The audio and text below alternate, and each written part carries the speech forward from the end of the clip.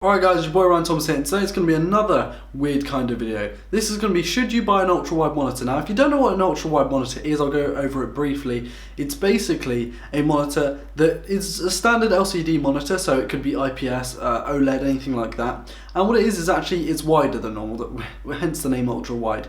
And what it's marketed as is 21:9 aspect ratio, as opposed to 1080p, so a normal PC monitor would usually be either 16:10 or 16:9. So you're getting more width, but the same kind of height, if that makes sense in the kind of scale of things. The ratio actually means you've got a wider overall monitor. Now what does this mean? Well, it means you get most of the time more screen real estate, but only when you compare it to certain types of monitor. I'm going to be basing this review off of my 2560x1080 widescreen monitor. These ultra wide monitors usually come in two different flavors. There are some more that I'm not going to get into, but the two main ones are the different resolutions, because they're roughly the same aspect ratio. You've got 2560x1080, which is kind of the 1080p monitor with a little bit added on.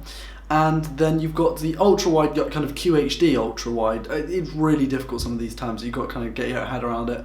It's QHD ultra-wide, which is 3440x1440. So you're actually getting a much bigger screen with the 1440p monitor, but I'm going to be basing this around the 2560x1080p LG that I have, because it's the most affordable and most accessible to other people, with it starting at about £140, as opposed to those QHD monitors, which start around £500, which is a lot of money. Okay, so like I said, you actually do get a little bit of extra screen real estate depending on what kind of monitor you had before and which one you pick after. Since I'm basing this around the smaller monitor, I'm going to compare it to 1080p. So 1080p monitors are your standard basic monitor. They are still a little bit expensive. You're going to be paying about £60 to £70 for the base model, and if you want to get a special one with like super fast refresh rates and stuff like that, you're going to be paying upwards of £100.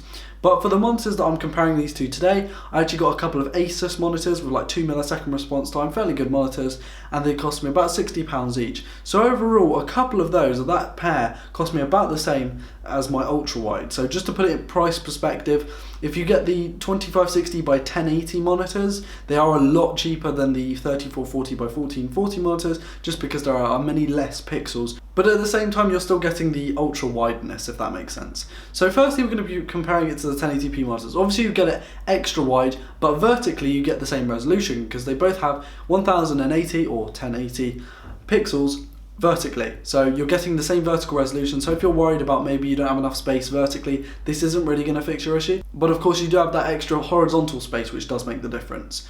Comparing it to a 4K monitor, this is nowhere near 4K, because of course it's much smaller in terms of its vertical resolution, and slightly less so, but still smaller in the horizontal resolution. So you're not getting 4K quality. If someone says that a monitor, an ultra-wide monitor, whether it be the smaller or the bigger ones, are 4K, they either don't know what they're talking about or they're lying to you, because 4K is actually 1496x2160. Those aspect ratios are like maybe 17:9 or something like that. They're not 21:9. The companies are also lying to you as well, because 21:9 is the aspect ratio, and if you look it up and you do the maths, it's not quite 21:9, the aspect ratio. It's a little bit different, but it's marketed as 21:9 because it's a lot easier to understand. Now, if I compare it to old 4x3 monitors, which is what my mum uses, what a lot of people like to use because they're smaller, a little bit taller, so you get a little bit more of visibility on there.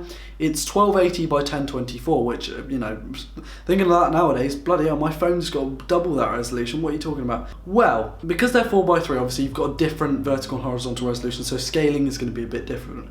But in terms of the horizontal resolution, that's sideways, the 4x3 monitors, it is literally like having two 4x3 monitors there, because 1280 plus 1280 is 2560. So in a sense, you do have two 4x3 monitors put together. When it comes to vertical resolution, you're actually getting slightly more than one. It's actually, instead of 1024, it's 1080, so you're getting a little bit more. So imagine you've got two 4x3 monitors and put them together.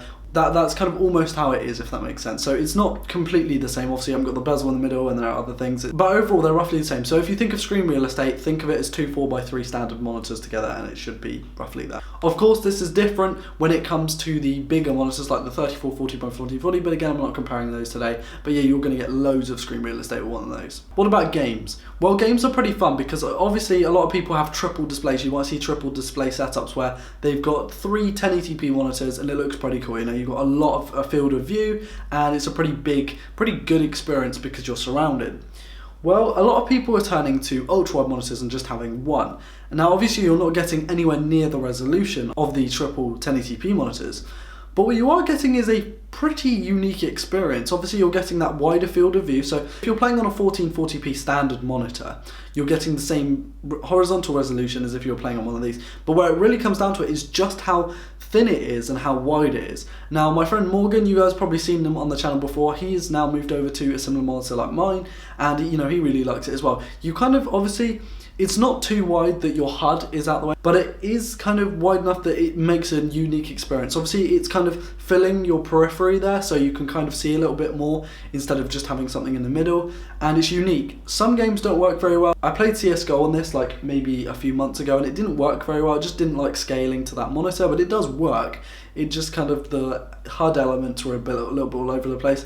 GTA 5 is really fun to play on this. I have played that on there. And car games as well. If you're playing like a racing game, they usually go quite well on here. Minecraft's really fun actually on here. Minecraft is super fun to play on an ultra monitor. So yeah, those are the kinds of things you are looking for in games. Obviously it's not a huge resolution, which means you don't need, you know, a couple of GTX 1080s to run it. I was able to run a single GTX 780 Ti with 3 gigs of VRAM. I was able to pretty much max out GTA 5 playing on this, and that's like a 2 or 3 generation old card.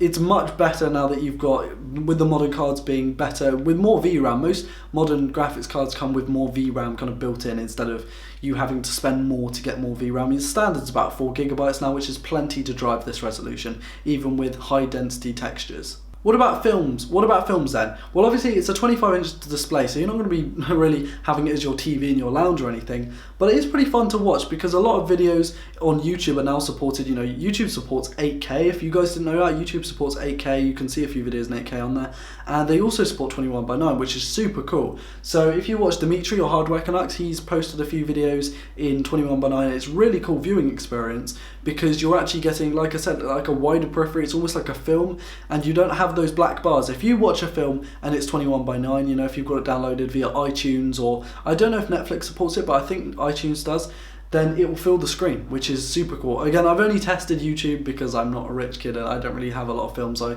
tend to watch a lot of YouTube, but yeah, you do actually get a bigger kind of field of view. Sometimes they'll crop in and they'll take maybe a 1080p image and crop into 21:9, which is what I've been doing over the past few weeks, you know, testing out different things, and that can be a little bit difficult because you're getting less screen real estate. At the same time though, you're getting that kind of more cinematic look, so it's less about functionality and more about form, in the fact that you're getting a different aesthetic to the film.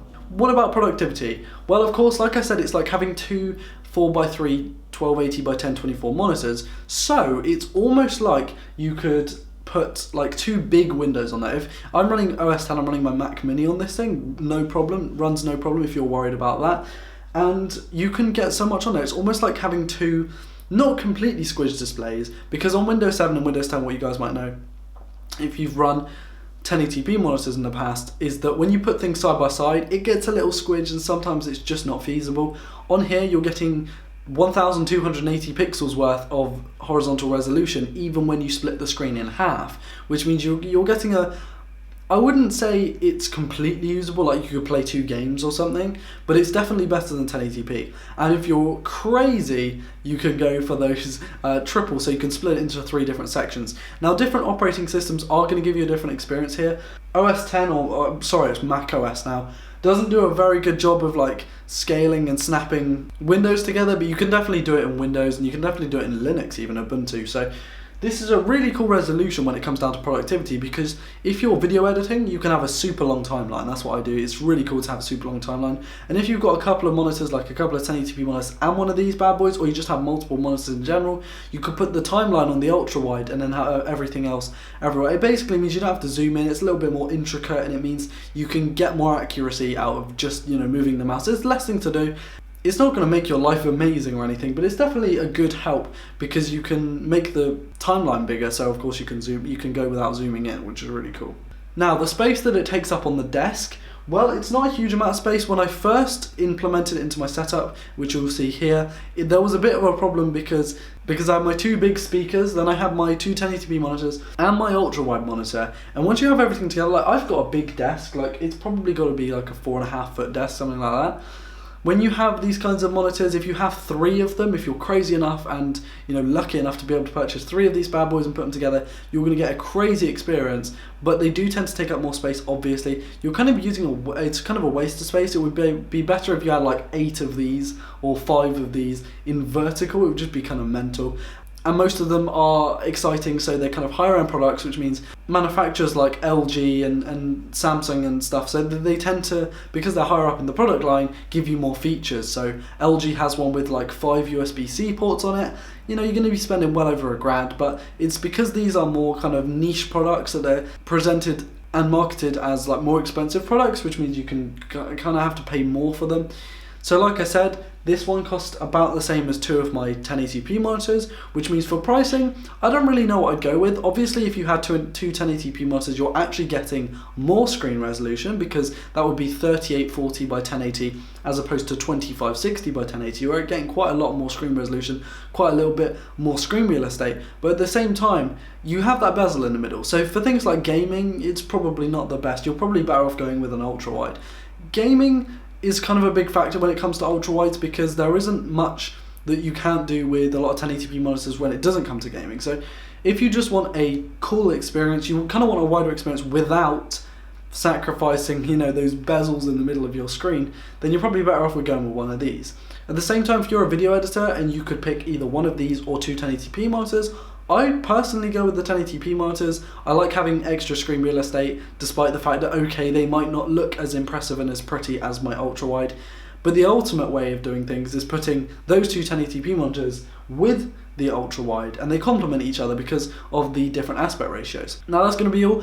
Hope you guys have enjoyed. Please leave a like if you enjoyed it, dislike if you disliked it, subscribe if you're new, and I'm sorry for going to different things, guys. If you were subscribed for phones, I am trying to do as many phone things as I can. Cool little thing for you. I bought a new case for my S7 Edge. Pretty good, it was 99p on eBay, but there you go, that's something phone related. It's really difficult to get a lot of videos out at the moment because I have no money to spend on products, and it's difficult to get the products for free or to borrow products. Let's hope we have an influx of those soon. But yeah, if you guys have enjoyed it, like I said, leave a like, and I will see you after the weekend. Actually, have a great weekend. Peace.